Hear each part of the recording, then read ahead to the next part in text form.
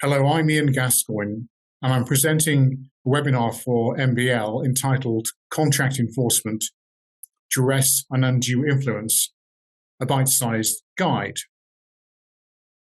So although this webinar is entitled Contract Enforcement, what in fact I'm looking at are two ways in which a party can seek to avoid having the contract enforced, and those ways being duress, which is a defense, and undue influence, which is an argument to set the contract aside.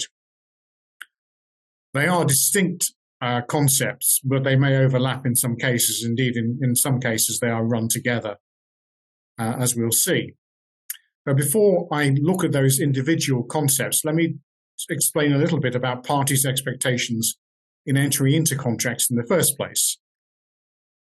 No one ever enters into a contract thinking they're going to need to enforce it. They always enter into it hoping that the other party will do what it says it will do, and they will do their part.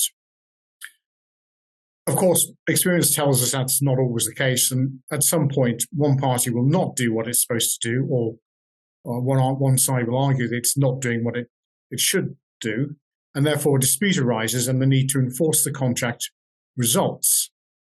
These two concepts, duress and undue influence, allow the other party to seek to resist the enforcement of the contract.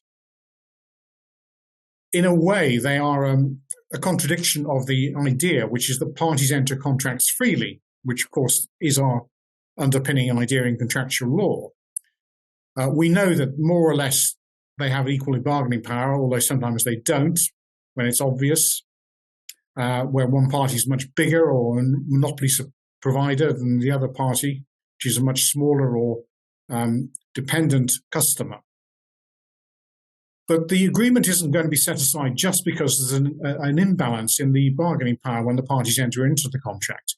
And it's not going to be set aside because one party decides it's a bad bargain it's made and wants to get out of it. Of course, the law won't allow that because otherwise too many people will be trying that, and there will be uncertainty, and that will be undesirable for lots of reasons.